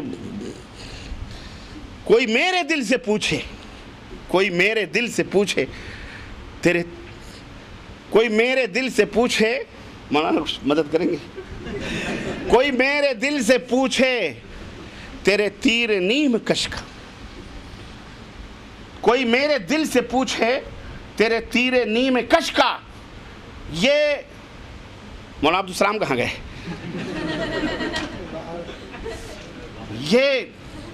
یہ دھواں کہاں سے اٹھتا جو جگر کے پار ہوتا؟ یعنی وہ نیم باز آنکھوں کا جو تیر ہے، وہ جب دل میں لگتا ہے نا تو وہاں دھواں اٹھتا ہے، جلن پیدا ہوتی ہے، سوزش ہوتی ہے۔ حضرت آپ سب جانتے ہیں اس کو، ہنس رہے ہیں، اس بات کی دلیل ہے کہ آپ کو پتہ ہے اچھی طرح سے۔ تو سارا حسن اور ساری خوبصورتیوں کا سینٹر اور مرکز یہ آنکھیں ہیں، اور یہ وہی کھول کر کے چلتی ہیں۔ اللہ کی بندیوں، جب نقاب لگاؤ تو ان کو، آنکھوں کو بھی ڈھک کے رکھو، بند کرو اس کو۔ تم دیکھو، تمہاری بات الگ ہے، اللہ تعالیٰ ویسے بھی اجازت ہے تمہیں، لیکن ہم کو اجازت بولو نہیں ہے کہ ہم کسی عورت کے جسم کے، کسی غیر محرم عورت کے جسم کے ایک حصے کو بھی دیکھیں۔ سمجھ رہے؟ تو خود گنہگار بھی ہو رہی ہو، دوسروں کو بھی گنہگار بنا۔ بہرحال تو یہ نتیجہ اس کا اتنا ڈینجر ہوتا ہے اور اتنا خطرناک ہوتا ہے، اللہ اکبر۔ یہ اللہ کو معلوم ہے کہ یہ نگاہیں ذریعہ ہیں کس تک پہنچنے کے لیے؟ بولو، شرک بھی آتا ہے، لیکن وہ شرک کا دوسرا نام آئے گا۔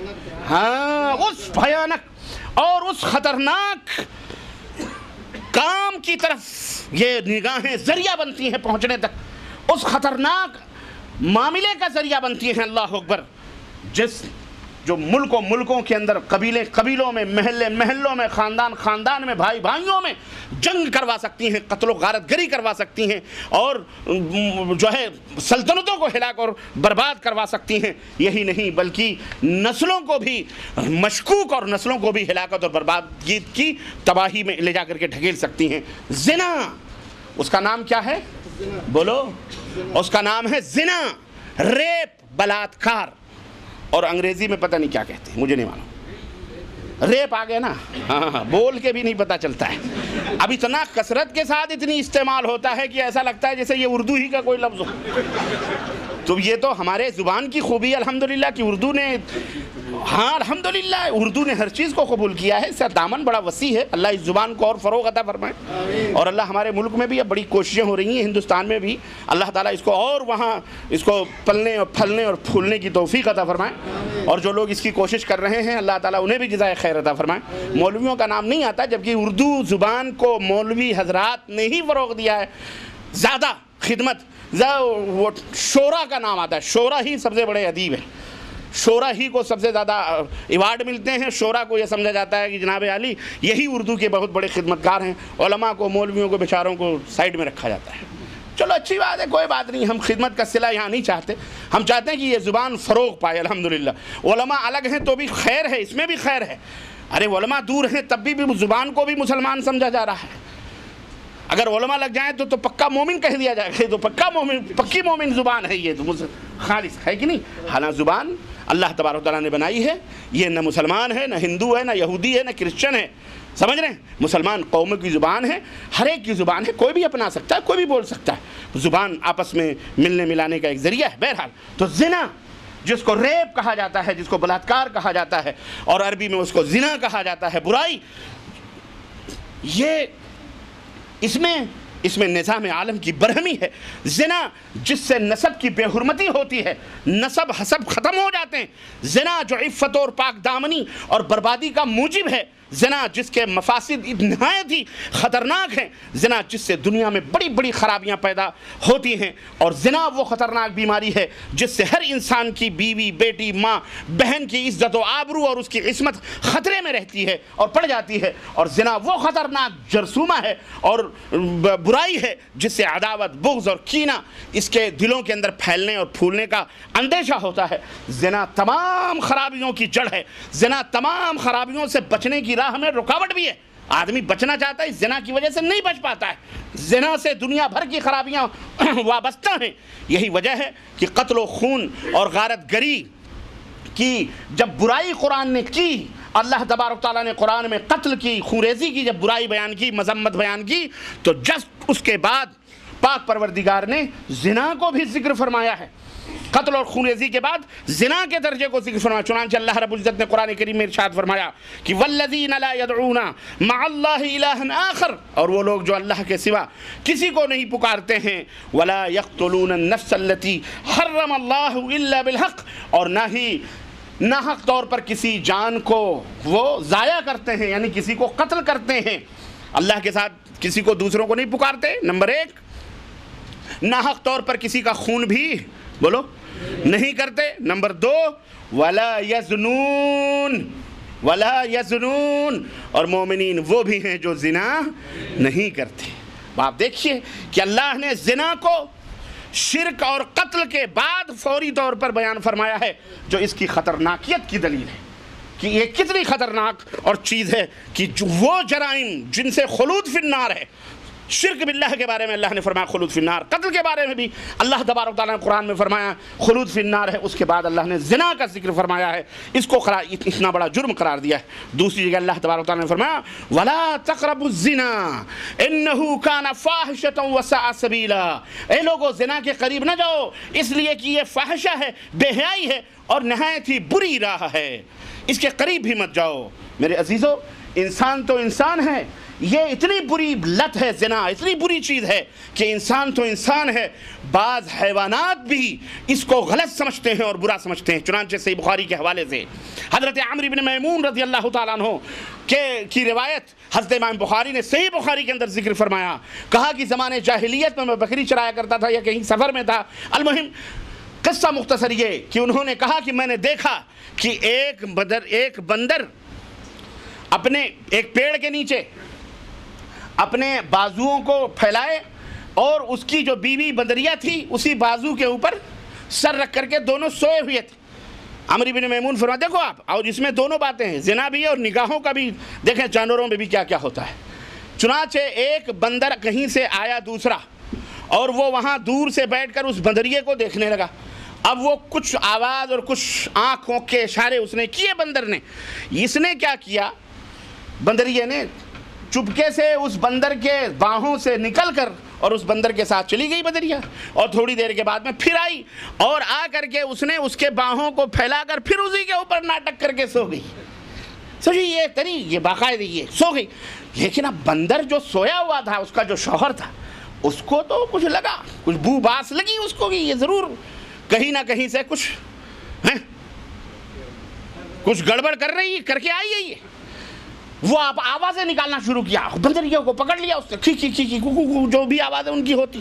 اب اس نے وہ عجیب و غریب، اب اس نے اپنے سارے بندر جمع ہو گئے، اور پھر قصہ مختصر یہ کہ دونوں کو گرفتار کیا، پکڑا بندروں نے، اور پکڑ کر کے اس بندریہ کو بھی اور اس بندر کو دونوں کو کہتے ہیں عمرو بن میمون ان سارے بندروں نے پتھر مارے اور میں بھی اس کے مارنے میں شریک تھا، میں نے بھی اس کو مارا، پتھر مار کر کے اس کو ہلا کیا۔ یہ اتنا بڑا جرم ہے زنا باللہ۔ اس تک پہنچانے کا جو راستہ ہے پہنچنے کا، معلوم ہے کیا ہے؟ پہلی منزل، آغاز اور ابتدا یہ آنکھیں ہیں، یہی نظر ہے۔ نظر یہ شیطان میں یہ زہر میں بجھا ہوا تیر ہے شیطان کا۔ نگاہ جو ہے نا یہ جیسے کسی کو زہر میں بجھا ہوا تیر مار دو ختم ہو جائے، ایسے یہ نظر ایک ایسا تیر ہے کہ جو دلوں کے اندر پیوست ہو جاتا ہے، اور اس کے بعد نگاہیں چار ہو جاتی ہیں، پھر اس کے بعد معاملات دل میں وسوسے شروع ہوتے ہیں، خیالات آتے ہیں، پھر یہ خیالات ہونٹوں پہ آتے ہیں، نگاہیں ملی، دل میں شیطان نے ورغلایا، ہونٹوں پہ مسکراہٹیں مچلی، اور جہاں ہونٹ مسکراہٹوں میں بدلے وہاں ہاتھ اور پیر ہلنے، بولو خلاص وہاں سے پھر اسٹارٹ ہو جاتا ہے، پھر وہ عشق نبیہ والی بات ہو جاتی ہے، عشق وہاں سے شروع ہوتا ہے، اور یہ عشق یہ پاگلوں کا اور یہ حیوانوں سے بھی بدتر یہ بیماری ہے، یاد رکھو، یہ جانوروں سے بھی بدتر بیماری۔ عشق کیا سمجھتے ہیں کہ کوئی وہ چیز ہوتی ہے؟ ہاں، یہ کوئی ایسی اچھی چیز نہیں ہے، اس سے بدترین اور گندی چیز کچھ بھی نہیں ہے۔ اس میں آدمی باولا ہو جاتا ہے، باولا، وہ لیلا مجنوں کو جو باولا، پاگل گھوم رہا ہے، نہ ماں کی فکر نہ باپ کی فکر۔ مسلمان عشق نہیں کرتا، مسلمان، اسی لیے یہ لفظ نہ قرآن میں اللہ نے استعمال کیا ہے اور نہ پیغمبر اسلام حضرت محمد رسول اللہ صلی اللہ علیہ وسلم نے۔ اتنا گندا لفظ ہے یہ گندا۔ کوئی کہے گا میں اپنے اماں سے عشق کرتا ہوں، کہہ کے دیکھ لو، کہہ دو کہیں جا کر کے ایک محلے میں کہ میں اپنے اماں سے عشق کرتا ہوں، اٹھا کے جوتا مارے گا پڑوسی، یہ بغیرت، تجھے عشق کرنا تھا تیری اماں ہی تھی، نہیں سمجھ بات آئی۔ اس لیے یہ کچھ ایسے جاہل بیچارے ہیں، اللہ انہیں ہدایت فرمائے، نبی سے عشق کا ڈانڈے ملاتے ہیں ہم، نبی سے عشق نبیہ، عشق نبیہ، نبی سے عشق کرتے ہیں۔ ان سے کہو تو اپنی اماں سے عشق کرے گا، اپنی بہن بیٹی سے عشق کرے گا؟ پیارے نبی صلی اللہ علیہ وسلم کو تو نے آسان سمجھا ہوا ہے۔ اس لیے اللہ نے عشق کا لفظ استعمال، بولو ہاں، حب کا لفظ استعمال کیا، قل ان کنتم تحبون اللہ فاتبعونی یحببکم اللہ۔ اگر تمہیں اللہ سے محبت کا دعویٰ ہے تو میرے نبی کی پیروی کرو، اللہ کے تم محبوب بن جاؤ۔ محبت کے کئی اقسام ہوتے ہیں۔ محبت آدمی ماں سے کرتا ہے، اس کا دائرہ الگ ہے، بیٹی سے کرتا ہے، اس کا دائرہ الگ ہے، بیوی سے کرتا ہے، اس کا دائرہ الگ ہے، بہن سے کرتا ہے، وہ اس کا دائرہ الگ ہے۔ ہر ایک کے اندر الگ الگ خوبیاں، الگ الگ محاسن، الگ الگ حسن، الگ الگ جمال، الگ الگ اس کی حدود اور اس کے دائرے۔ یہ ہے لفظ عشق اتنا گندا گھٹیا لفظ ہے۔ اس لیے مسلمانوں اس کو اسلام کے لیے محبت یعنی اللہ اور اس کے رسول کے لیے قطعاً اس کو استعمال نہ کیا جائے، یہ میں آپ کو بتا رہا ہوں۔ تو عرض کرنے کا مطلب یہ ہے کہ اللہ تبارک و تعالیٰ نے اس بھیانک راستے یعنی زنا تک پہنچانے والے جتنے بھی ذرائع اور وسائل ہیں ان سب سے اللہ نے اور اس کے رسول نے انسانوں کو منع کیا، اور رب نے یہ آنکھ چونکہ اس جرم تک پہنچانے میں سب سے کلیدی کردار ادا کرتی ہے، آنکھوں میں جو اشارے ہوتے ہیں اور اس کے بعد کنائے ہوتے ہیں، پھر سارے معاملات طے ہو جاتے ہیں۔ مجلس میں بیٹھے ہوئے لوگ ہیں، آنکھوں میں بات ہو گئی، مجلس بھی برخاست، مجلس کو پتہ بھی نہیں چلتا ہے کیا سے کیا ہو جاتا ہے۔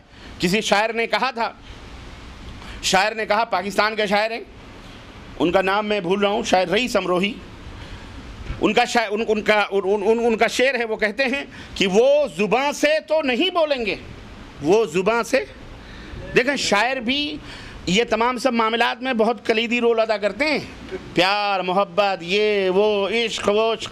اس لیے آپ دیکھیں کہ یہ کوئی ایسا نہیں ہے، یہ ہر وادی میں کھسکتے، ہر وادی میں گھومتے رہتے ہیں۔ اللہ تعالیٰ انہیں ہدایت عطا فرمائے، شاعروں کو اللہ انہیں ہدایت عطا فرمائے۔ مومنین بھی ہیں، اچھے بھی ہیں، علامہ اقبال جیسے شاعر تھے، وہ فریب خوردہ شاہین جو پلا ہو کر گسوں میں، اسے کیا خبر کی کیا ہے رہو رسم شاہ بازی، علامہ اقبال۔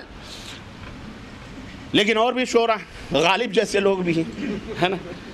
کوئی میرے دل سے پوچھے تیرے تیر نیم کش کا، وہ دھواں کہاں سے اٹھا جو جگر کے پار ہوتا، یہ نہ تھی ہماری قسمت کی وصال یار ہوتا، اگر یوں ہی جیتے رہتے تیرا انتظار ہوتا، ہوئے مر کے ہم جو رسوا۔ ہم نے جب سنا کہ بن لادن کو سمندر کے حوالے کر دیا گیا مار کے، امریکہ نے بڑی جلد بازی کر کے اٹھا کے کسی کو نہیں دکھایا، فٹافٹ چلو نہ رہے بانس نہ بجے بانسری، نشان بھی ڈال دو۔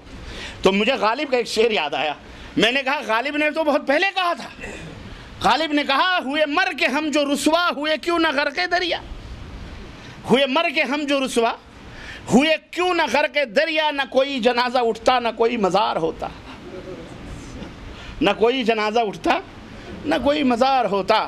تو بات وہی ہے کہ جناب عالی نہ کوئی مزار ہے نہ کوئی جنازہ اٹھا کے بن لادن کو دفن کر جڑو دریائے برد کر دیا گیا، تو رسوائی سے بچ گیا، یہ بھی بات ہے۔ غالب کہتا ہے اگر جنازہ اٹھتا تو رسوائی ہوتی، ہو گئی ہماری، مر کے ہم رسوا کیوں ہو گئے، ہمیں غرق کر دیتے تو ہم رسوائی سے کم از کم بولو بچ جاتے. جنازہ روک کر میرا وہی انداز سے بولے گلی میں نے کہی تھی تم تو دنیا چھوڑے جاتے. خیر شعر شاعری کی بات نہیں ہے یہ آپ کو ریفریشمنٹ کے طور پر تھوڑا سا، گرمی بہت ہے اور بھیڑ اتنی زیادہ ہے، آپ لوگ بیٹھے ہوئے ہو اور جلدی بھی ہے. بہرحال میرے عزیزوں میرے دوستوں، تو وہ شاعر نے کہا رئیس امروہی کی وہ زبان سے تو نہیں بولیں گے، مسئلے آنکھوں سے حل ہو لیں گے. واقعی بات، سارے مسئلے آنکھوں سے لوگ حل کر لیتے ہیں. آپ بیٹھے رہیں، مہمان بیٹھے ہیں، میاں بیوی بھی بیٹھے ہیں، سب بیٹھے ہیں، باتوں باتوں میں سب کھانا بھی تیار ہو جاتا ہے، سب کچھ ہو جاتا ہے، کسی کو خبر بھی نہیں ہوتی، چائے بھی آ جاتی، سب کچھ ہو جاتا ہے. بہرحال میرے عزیزوں میرے دوستوں اور بھائیوں، نظریں نیچی کرنے کا جو حکم دیا گیا ہے تاکہ اس کائنات میں امن و راحت کا راج ہو، سکون رہے، اطمینان سے دنیا زندہ رہے. ورنہ اگر ان نظروں کے اوپر حدود اور پابندی نہ لگائی جاتی اور نگاہوں کو یوں ہی چھوڑ دینا، یہ بہت بڑا فتنہ ہے. انہیں نظروں سے، انہی نگاہوں کی وجہ سے، انہی نظروں کی وجہ سے بڑے بڑے عبادت گزاروں کی تسبیحاں ٹوٹ گئیں، بڑے بڑے صوفیہ نکل گئے، بڑے بڑے پنڈت اور برہمنوں نے زناریں توڑ دیں جناب علی، اور اسی نظروں کی وجہ سے وہ ہلاک و برباد ہو گئے بڑے بڑے عابد اور بڑے بڑے زاہد. ایک مؤذن دمشق کی جامع مسجد میں، علامہ ابن قیم نے لکھا ہے، مؤذن بیچارہ نیکوکار صالح، ہمیشہ 5 وقت کی اذان دینے والا جامع مسجد کے اندر، ایک دن اتفاق سے جب اذان دینے کے لیے چھت کے اوپر چڑھا، ادھر ادھر نظر دوڑائی تو وہی پڑوس میں کوئی نصرانی کرسچن کا گھر تھا، اس کی لڑکی کوئی خوبصورت سی اس کو گھر میں نظر آ گئی. اب جب اس نے دیکھا تو ایسا باولا ہوا فریفتہ ہوا کہ اذان تو گئی ادھر سے ادھر، جلدی اذان مار کے سیدھے اس کے دروازے پہ جا کے پہنچ گیا. دستک دی اس نے دروازہ کھولا، کہا کیا بات ہے؟ دروازہ کھولا، کہا میں تم سے شادی کرنا چاہتا ہوں. بولے تم کیا ہو گیا تم کو؟ بولے مجھے تمہیں عشق ہو گیا ہے، میں تمہارے بغیر نہیں رہ سکتا. اس نے کہا اچھا اندر آ جاؤ، کوئی باہر دیکھ لے گا تو گڑبڑ ہو جائے گی، اندر آؤ. اندر آیا. اس نصرانی عورت نے، لڑکی نے کہا کہ تم سے میں شادی کروں گی لیکن ایک شرط ہے، تم تو ہو مسلمان اور میں ہوں نصرانی، تو ہم دونوں کیسے شادی کر سکتے ہیں؟ تو ایک شرط یہ ہے کہ تم بھی نصرانی ہو جاؤ تو ہمارے ابا راضی ہو جائیں گے. اس نے کہا کوئی بات نہیں، آپ کو چپانے کے لیے میں کچھ بھی کرنے کے لیے تیار ہوں. کہا اچھا، کہا ہاں تو بھی نصرانی ہو؟ کہا ہو گیا نصرانی. کہا پھر انکار کرو اللہ کا، رسول کا، قرآن کا. کہا سب کا انکار میں کر دے رہا ہوں، ایک مجھ تو اس نے انکار کیا. یہ حقیقی واقعہ میں بتلا رہا ہوں، یہ کوئی کہانی نہیں ہے. اس کے بعد میں اس نے کہا ٹھیک ہے اب آپ ایسا کرو، آپ تشریف رکھو، ابا حضور ابھی آئیں گے، اس کے بعد میں سارے معاملات طے ہوں گے. تو کہا مجھے بے قراری. بولے بے قراری، صبر کرو. اس نے قریب نہیں آنے دیا اس مؤذن کو. جب وہ نصرانی ہو گیا اس کو کھانا کھلایا، کہا آپ ایک دوسری شرط یہ ہے کہ تم خنزیر کا گوشت کھاؤ. اس نے اس کو خنزیر کا گوشت بھی کھلایا اور شراب لا کر کے اس کو پلایا. کہا اب تم چھت پہ چلو، بیٹھو، انتظار کرو، میرے ابا آئیں گے، پھر میں بات کر کے پھر میں چھت پہ آتی ہوں اور وہ تمہارا نکاح کر دیں گے پھر، ہے نا. وہ چھت پہ گیا، باولا تو ہو ہی چکا تھا، وہ شراب پی کر کے تھوڑا اٹکا کسی طرح سے وہیں سے چھت سے پھسل کے گرا اور نیچے گلی میں جا کے ختم. نہ خدا ہی ملا، نہ وصال صنم، نہ ادھر کے رہے نہ ادھر کے رہے. چنانچہ جناب علی پکڑا اس کو. باپ آیا اس کا، نصرانی لڑکی نے بتلایا کہ ایسا ہو گیا. اس نے کیا کیا، اس نے جو ہے بہرحال اس کو گلی میں ڈھکیل دیا. لوگوں نے صبح دیکھا کہ وہ مؤذن تو وہاں جا کے نصرانی ہو گیا. بعد میں یہ راز فاش ہوا کہ وہ ایسا ایک نظر سے ملی تو اس طرح سے وہ موت کی نظر ہو گیا بیچارہ. کس کی نظر ہو گیا؟ تو یہ بہت خطرناک چیز ہے میرے عزیزوں. بڑے بڑے لوگ ہلاک ہو گئے اور اس تعلق سے بہت ساری چیزیں ہیں. نظر جو ہوتی ہے یہ دل کا آئینہ ہے. دل کے اندر جو بات ہو، کہتا ہے شاعر، کہتا ہے کہ دل میں جو بات ہو آنکھوں سے عیاں ہوتی ہے. کون کہتا ہے محبت کی زباں ہوتی ہے؟ یہ حقیقت تو نگاہوں سے بیاں ہوتی ہے. تو نگاہیں بہت کچھ کہتی ہیں. اور جب بندہ، یاد رکھو، اور جب بندہ نگاہوں کو جھکا لیتا ہے، نگاہوں کو پست کر لیتا ہے تو دل کے خواہشات، اس کے ارادے بھی پست ہو جاتے ہیں اور دل کی اور اس کی تمنائیں اور خواہشیں بھی جھک جاتی ہیں. اور اگر بندہ نگاہوں کو بے لگام چھوڑ دیتا ہے تو بندے کے دل کے ارادے بھی بے لگام ہو جاتے ہیں. اور میرے عزیزو، جب یہ حقیقت واضح ہو گئی کہ شہوت رانیوں اور بدکاریوں میں ملوث ہونے کا سب سے بڑا ذریعہ نظر ہے، تو وہیں اللہ تبارک و تعالیٰ کا یہ فرمان اپنے دماغوں میں، میری ماؤں بہنوں سب لوگ اپنے دماغوں میں یہ نقش کر لو کہ رب ذوالجلال نے ارشاد فرمایا، یہ واضح ہو جاتی ہے حقیقت، قل للمؤمنین یغضون ابصارہم، اس حکیم و علیم و خبیر نے کہا مومنوں سے کہہ دو کہ اپنی نگاہوں کو نیچی رکھیں، نگاہوں کو نیچی رکھیں، وَيَحْفَظُوا فُرُوجَهُمْ، اور اپنے شرمگاہوں کی حفاظت کریں۔ پہلے نگاہوں کا ذکر ہو رہا ہے، پھر شرمگاہوں کی حفاظت کا ذکر ہو رہا ہے۔ اللہ کا کلام آگے پیچھے تقدیم اور تاخیر میں بھی بہت بڑی بلاغت اور بہت بڑے محاسن اور بہت بڑی خوبیاں رکھتا ہے۔ اللہ رب العزت نے نگاہوں کو مقدم کیا ہے شرمگاہوں کی حفاظت پر۔ پہلے نگاہوں کی حفاظت کرو، کیوں؟ یہ نگاہیں ان شرمگاہوں تک پہنچاتی ہیں، ان شرمگاہوں تک پہنچاتی ہیں۔ اسی طرح سے اللہ تبارک و تعالیٰ نے وَقُلْ لِلْمُؤْمِنَاتِ يَغْضُضْنَ، اور مومنہ عورتوں سے کہہ دو کہ اپنی نگاہوں کو پست رکھیں اور اپنے شرمگاہوں کی حفاظت کریں۔ میرے عزیزوں اور دوستو، اللہ نے مومنوں کو حکم دیا اور یہ بھی فرمایا کہ وہ ان کے اعمال سے اللہ اچھی طرح سے واقف ہے، اور اعمال تو اعمال ہیں، اعمال تو وہ ہیں جنہیں ہم اپنی آنکھوں سے دیکھتے ہیں۔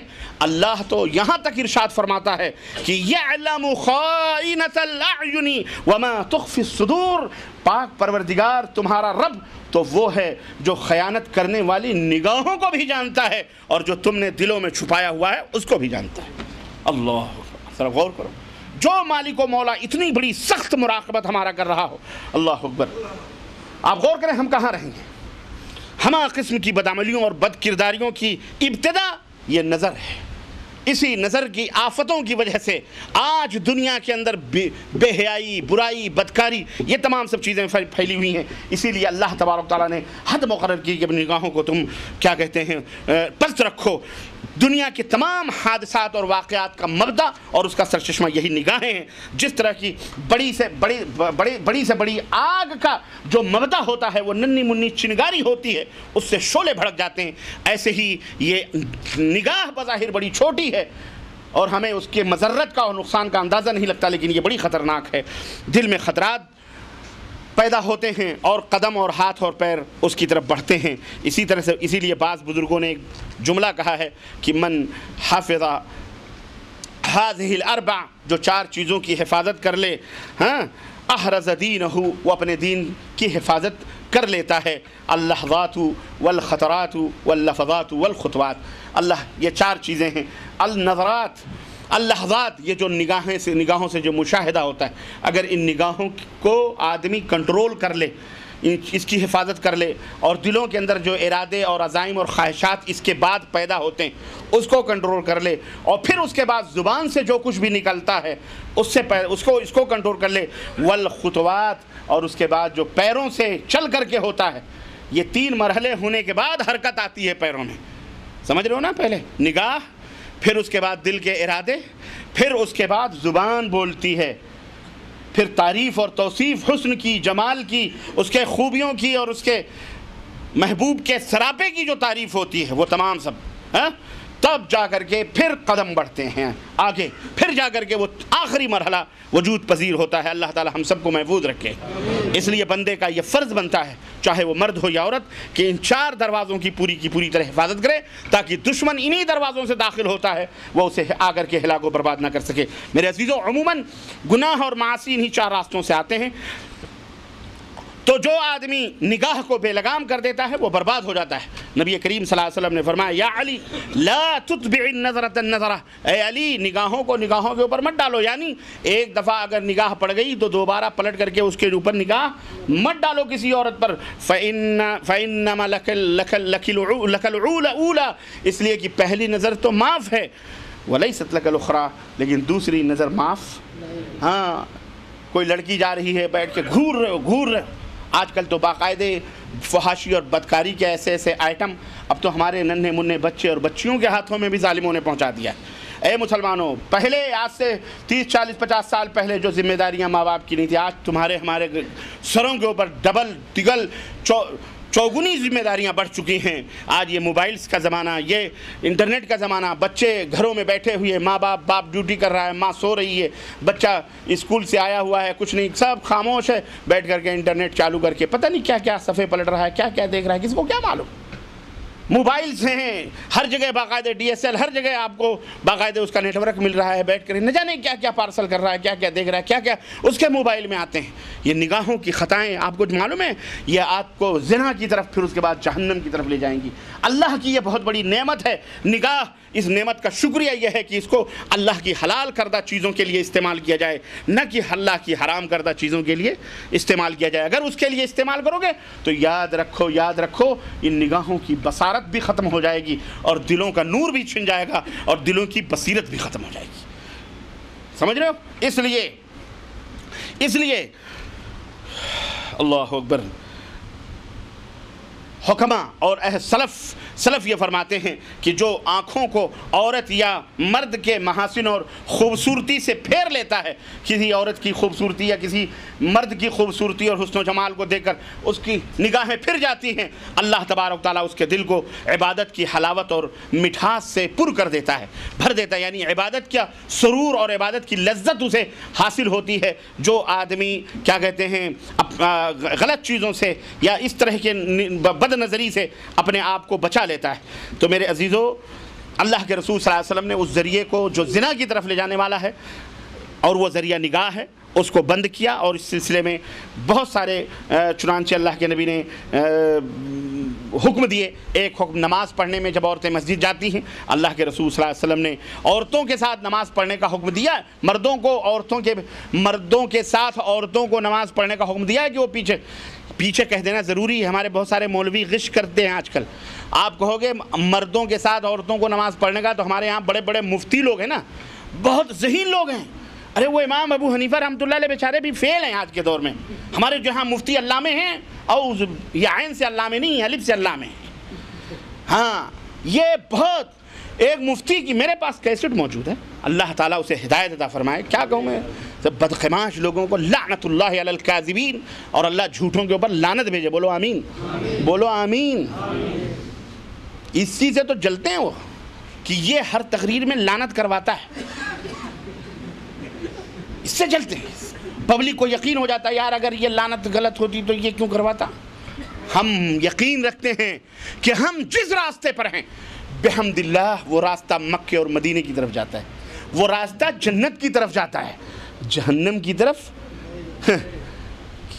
ہمیں تم ڈھکیلا، ہم جا رہے تھے کسی زمانے میں، انہی مولویوں کے ہاتھ پیر چوم کر کے جا رہے تھے، چما رہے تھے مردود ہے۔ اللہ تعالیٰ انہیں ہدایت عطا فرمائے۔ اور جو مر گئے اللہ تعالیٰ ان کے ساتھ تو غارت ہی ہیں، وہ تو جہنمی ہیں، اس میں کوئی شک ہی نہیں ہے۔ بغیر توبہ مرا ہوگا تو مشرک کبھی جنت میں، بولو ہاں۔ یاد رکھو، یہ میری جلی کٹی سن کے جلتے ہیں لوگ، میرا بھی دل جلتا ہے، میں بھی انسان ہوں۔ تو اس لیے میں کہہ رہا ہوں کہ مردوں کے ساتھ عورتیں نماز پڑھیں گی، پیچھے کہہ دے رہا ہوں، نہیں تو مفتی کہتا ہے اہل حدیثوں کا فتویٰ ہے کہ عورت مرد کے ساتھ کھڑے ہو کر کے نماز پڑھ سکتی، عورت مرد کے بازو، میاں بیوی بازو میں۔ اسی لیے یہ اپنی ظالم کیا زبان استعمال کیا ہے، کہتا ہے اسی لیے ہمارے نوجوان ان کی مسجدوں میں جا کے اہل حدیث ہوتے ہیں کہ ان کی عورتیں آتی ہیں۔ اللہ غارت فرمائے ایسے خبیث لوگوں کو، بد زبانوں۔ کیسٹ ہے ہمارے نوجوان یہ نہیں کہتے کہ ہماری برائیاں، ہماری بدعقیدگیاں اور ہماری کتابوں کے اندر جو گند ہے جو جہنم کی طرف لے، آج نوجوان طبقہ پڑھ کے سمجھ رہا اور سمجھ کے قرآن و سنت کی طرف آ رہا ہے۔ یہ نہیں کہتے وہ کہ غلطی ہماری ہے۔ آج جب انہیں روشن راستہ مل رہا ہے تو اللہ کے فضل سے توبہ کر کے وہ لوگ آ رہے ہیں، کیسے کہیں گے؟ پھر ان کو روزی روٹی کہاں سے ملے گی؟ ان کا پیٹ جہنم کہاں سے بھرے گا؟ خیر، اللہ کے نبی نے اس ذریعے کو بند کیا ہے، بد نگاہی کے ذریعے کو اللہ کے نبی نے کیسے بند کیا، اور آج ہم اس کو کیسے کھولے ہوئے ہیں۔ دیکھو، اللہ کے نبی نے عورتوں کو مسجد میں جانے کا حکم دیا، جائیں نماز پڑھیں، لیکن اللہ کے نبی نے کیا فرمایا؟ اے عورتوں، جب تک مرد سجدے سے سر نہ اٹھا لیں تم اپنے سروں کو سجدے سے، کیوں؟ معلوم ہے کیوں؟ اس لیے کہ کہیں تمہاری نظر پہلے اٹھے گی اور کہیں کسی غریب مسلمان کی بے پردگی ہو گئی۔ پہلے کمبل پہنا کرتے تھے لوگ، آج کی طرح ہمارے 50 100 جوڑے کمروں میں گھروں میں نہیں پڑے رہتے۔ پہلے تو وہ عالم تھا کہ ایک صحابی رسول نبی سلام پھیرتے، دوڑ کر کے فوراً بھاگ جاتے، ایک دن اللہ کے نبی کو یہ بات کھٹکی، آپ نے فرمایا ٹھہرو میاں ادھر آؤ ذرا. کہنے لگے اللہ کے نبی کیا بات ہے؟ کہا کہ تم کو سلام پھیرتے ہی فوراً اتنی جلدی ہوتی ہے کہ تم اپنے گھر بھاگ کے چلے جاتے ہو، کم از کم کچھ دیر بیٹھ کر کچھ پڑھو. انہوں نے کہا اللہ کے نبی بات دراصل یہ ہے کہ ہمارے گھر میں ایک ہی کپڑا ہے، میں پہن کے مسجد آتا ہوں نماز پڑھنے کے لیے، میں بھاگ کے جاتا ہوں، میری بیوی وہاں بے پردہ بیٹھی رہتی ہے، یہ کپڑے دیتا ہوں تب وہ بھی نماز پڑھتی ہے. یہ حال ہے. اور آج ہمارے پاس سب کچھ ہوتے ہوئے مسجد کے اندر ہمیں جاتے ہوئے ہمیں جو ہے بہت دشوار ہوتا ہے، بہت بھاری پڑتا ہے کہ نہیں ہے؟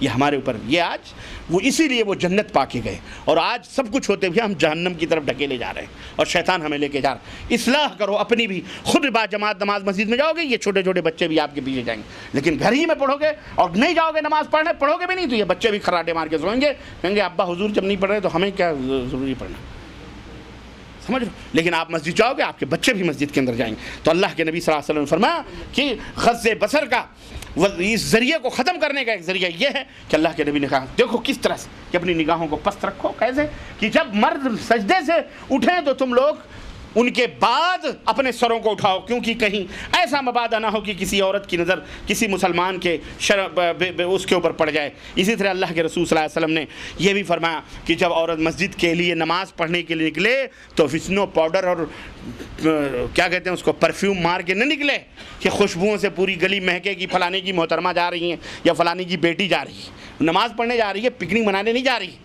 سمجھ رہے ہیں؟ تو حرام ہے. حضرت عبداللہ ابن مسعود کہتے ہیں جو عورت خوشبو لگا کے بازاروں میں جائے وہ جب تک پلٹ نہیں آتی اللہ کے فرشتے اس کے اوپر لعنت بھیجتے ہیں. اور ایک جگہ تو یہ بھی کہا گیا کہ وہ زانیہ ہے جو عورت خوشبو لگا کے مارکیٹ شاپنگ یا سفر کرے یا کہیں بھی جائے.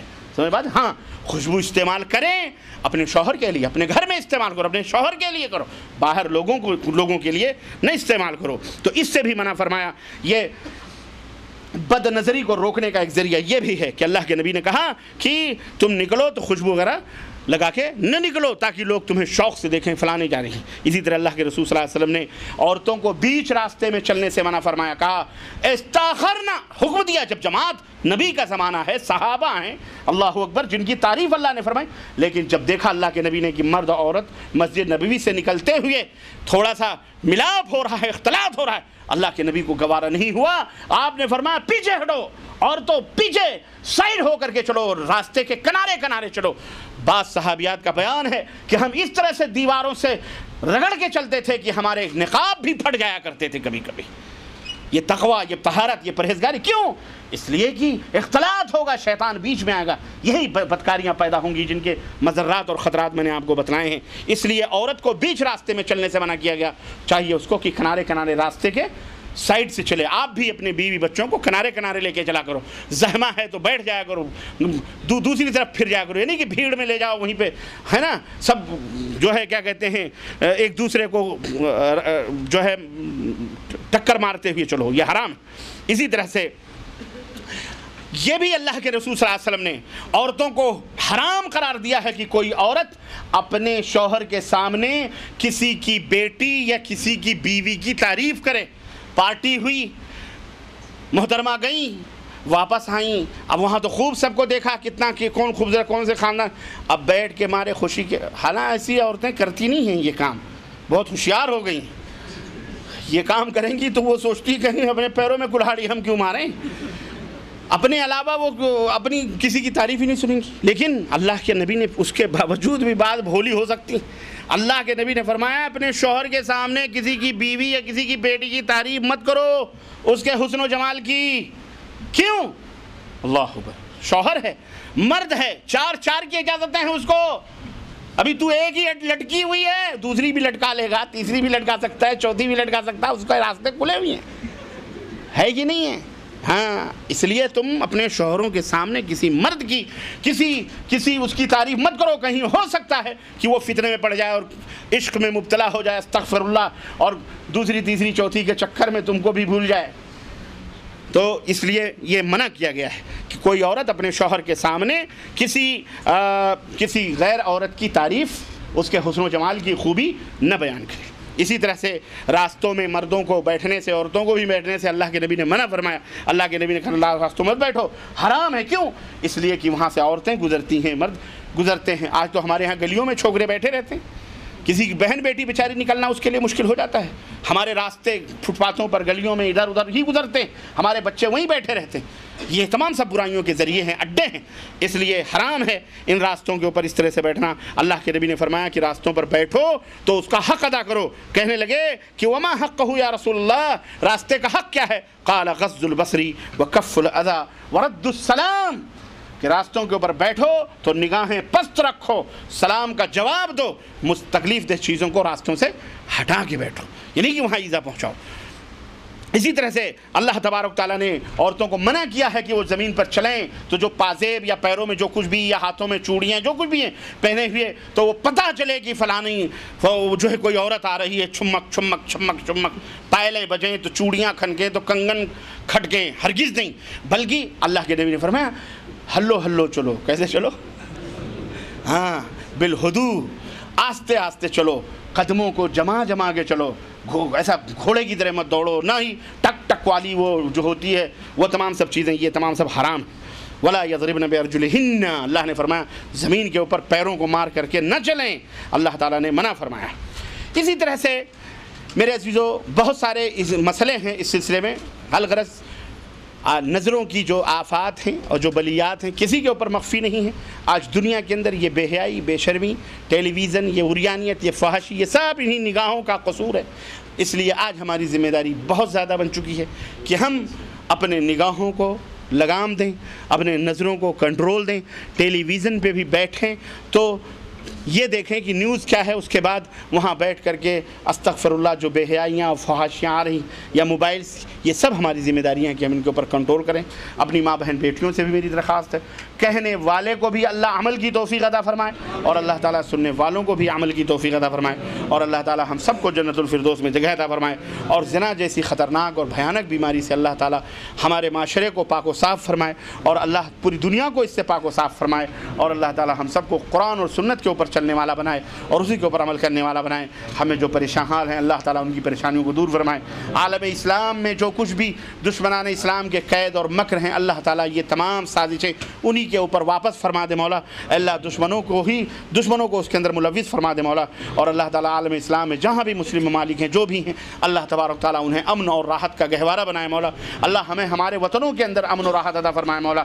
اللہ ہمیں ہمارے وطنوں کے اندر ہماری ماں بہن بیٹیوں کی عزت و آبرو کی حفاظت فرمائے مولا۔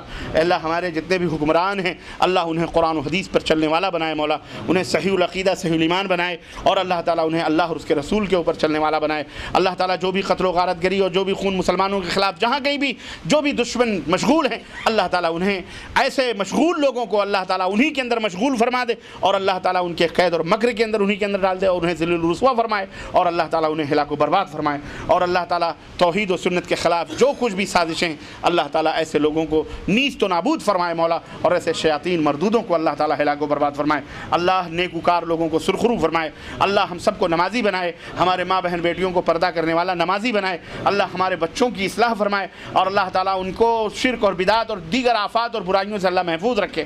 اللہ عالم اسلام میں جہاں کہیں بھی علماء حق ہیں اللہ تعالیٰ ان کی حفاظت فرمائے مولا، اللہ تعالیٰ ان کے عزت و آبرو کی حفاظت فرمائے، ان کے جان و مال کی حفاظت فرمائے، اللہ ان کے اندر قوت گویائی اور جرأت اور بے باکی اللہ تبارک و تعالیٰ عطا فرمائے، اللہ شجاعت اور بہادری عطا فرمائے، اور اللہ تعالیٰ اہل حق کی آوازیں کو بلند فرمائے، اہل باطل کے آوازوں کو اللہ تبارک و تعالیٰ نیست و نابود فرمائے۔ اللہم ارنا الحق حقا وارزقنا اتباعہ، اے اللہ ہمیں حق کو حق دکھلا اور اس کے اتباع کرنے کی توفیق عطا فرما، وارنا الباطل باطلا وارزقنا اجتنابہ، اور باطل کو باطل دکھا اور اللہ اس سے بچنے کی توفیق عطا فرما مولا۔ اللہم انا نجعلک فی نحورہم ونعوذ بک من شرورہم، اللہ ان کے قید کو انہی کے لیے اے اللہ ہم تجھے بنا رہے ہیں کہ اللہ تعالیٰ ان کے قید اور مکر کو انہی کے اندر ڈال دے مولا، اے اللہ ان کے قدموں کو متزلزل فرما دے، ان کی اور ایسے شر پسند عناصر کے جماعتوں کو جمعیتوں کو اللہ منتشر فرما دے مولا، اور انہیں اللہم اعز الاسلام والمسلمین، اسلام اور مسلمانوں کو عزت عطا فرما، واذل الشرک والمشرکین،